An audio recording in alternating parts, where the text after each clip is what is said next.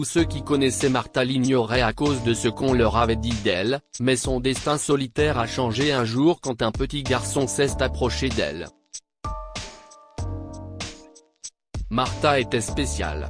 Elle le savait, tout comme les habitants de la petite ville pittoresque où elle s'était installée après avoir perdu toutes ses économies à cause d'un escroc.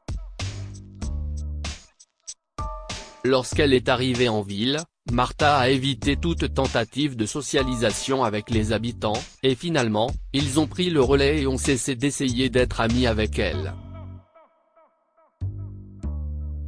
Elle est tellement snob, murmurait-il dans son dos alors qu'elle faisait semblant de ne pas entendre. Martha était parfaitement consciente de la façon dont ses voisins la voyaient, mais elle ne se souciait même pas de s'en préoccuper.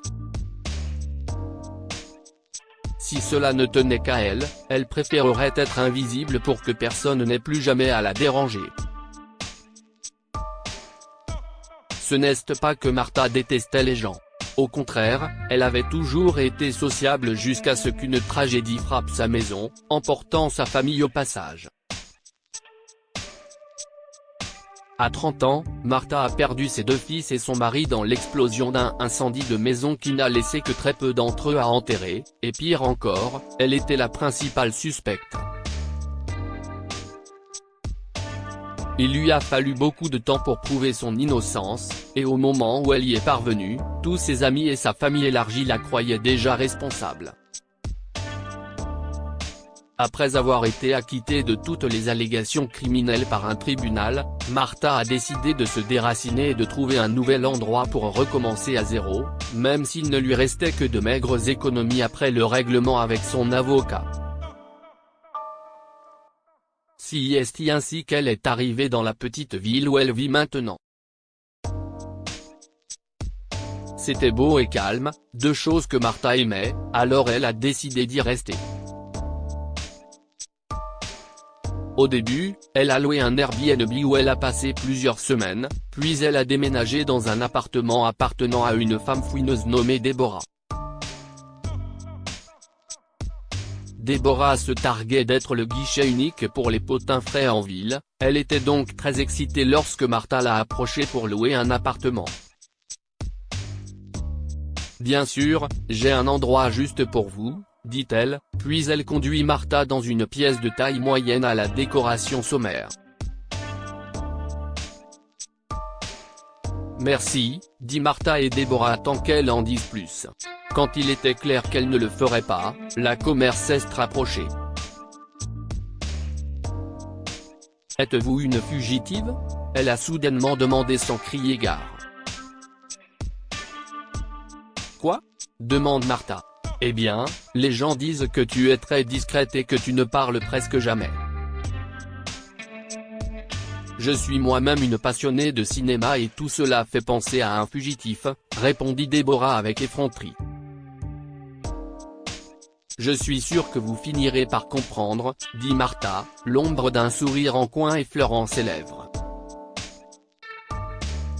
La veuve a passé 2 semaines dans la maison avant d'être mise à la porte par Deborah, qui lui en voulait de toujours rester seule. Martha n'a pas d'autre endroit où vivre, et personne en ville ne veut l'accueillir. Elle ne pouvait pas non plus partir, car elle avait fini par manquer d'argent et se retrouvait en difficulté. C'est la période des fêtes de fin d'année, et la neige a commencé à tomber, signifiant l'hiver. Alors que tout le monde profite des festivités, Martha se concentre sur sa survie. Elle dormait là où elle trouvait un abri et mangeait tout ce qui était comestible, vivant pendant une semaine comme une personne sans abri. Parfois, elle se réfugiait dans l'église de la ville, et d'autres fois dans des abris qu'elle fabriquait à partir de boîtes. Un jour, elle était gelée alors qu'elle était assise sur un banc et pensait à la façon dont sa vie avait dérapé si rapidement. Perdue dans ses pensées tristes, elle n'a pas remarqué que la neige l'avait recouverte jusqu'à ce qu'elle ressemble à un gros bonhomme de neige.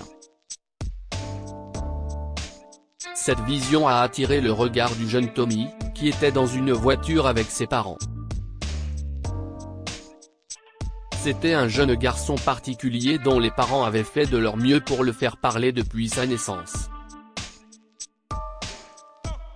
Il n'y a rien d'anormal chez lui, avait dit le médecin à ses parents après que Tommy eut refusé de pleurer, même après avoir reçu une fessée.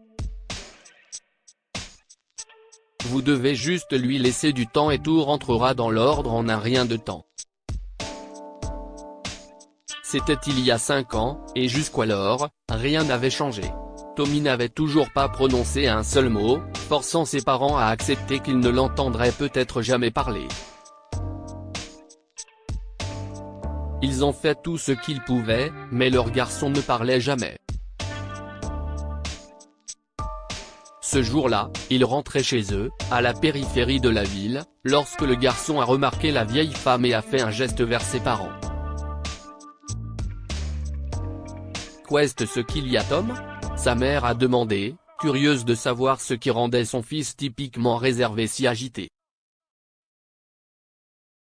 Il a de nouveau désigné Martha, alors ses parents se sont regardés, ont haussé les épaules, puis ont arrêté la voiture à quelques mètres de la femme immobile qui s'est animée dès que ses yeux se sont fixés sur le petit garçon qui se tenait maintenant devant elle, ses parents se tenant derrière lui. Il lui rappelle son enfant décédé, et elles font immédiatement en larmes. Ça va aller, grogna le garçon, peu habitué à faire des syllabes avec sa bouche, mais bien conscient de la façon dont on s'y prend. Ses parents sont choqués par ce qu'ils ont entendu et veulent immédiatement en savoir plus sur la femme qui a réussi à faire parler leur fils. « Comment as-tu fait ça ?» lui a demandé l'homme. « Faire quoi ?» Martha a demandé en essuyant ses larmes, une main sur l'épaule du garçon. « Il ne parle jamais, » dit la mère de Tommy, encore sous le choc. « Il le fait maintenant, » dit Martha avec un doux sourire. Remplis de tant d'espoir, les parents de Tommy ont accueilli Martha après cela et lui ont donné un emploi de nounou pour leur fils. Avec son aide, leur garçon a commencé à parler, si souvent qu'on aurait du mal à croire qu'il était resté silencieux pendant ses 5 premières années sur Terre. Martha est restée dans la famille de l'enfant, s'occupant de lui, et a fini par devenir un pilier permanent de leur foyer. Quoi avons-nous appris de cette histoire ? Respecter les limites fixées par d'autres personnes. Martha a été affectée par la tragédie qui a frappé sa famille et ses conséquences, si est pourquoi elle a changé d'endroit. Cependant, la vie était difficile pour elle dans une ville où tout le monde semblait connaître tout le monde. Aucun d'entre eux ne souhaitait respecter les limites qu'elle fixait, mais comme Martha ne leur laissait pas le choix, ils devaient le faire. Pourtant, ils n'aimaient pas beaucoup cela, si est pourquoi ils ont choisi de lui tourner le dos.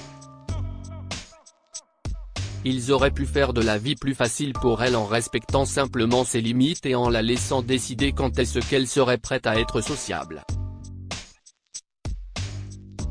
Ne jugez pas trop vite.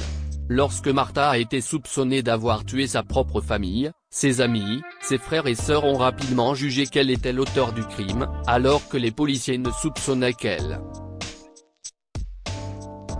Ce coup de gueule est l'une des raisons pour lesquelles elle a fui après la résolution de l'affaire. Ne jugez pas les gens sans leur accorder le bénéfice du doute. Partagez cette histoire avec vos amis. Elle pourrait égayer leur journée et les inspirer. Lire aussi, une vieille dame pleure dans une maison froide après que sa fille l'a mise à la rue. Histoire. N'oubliez pas de vous abonner à Momama sur Google News.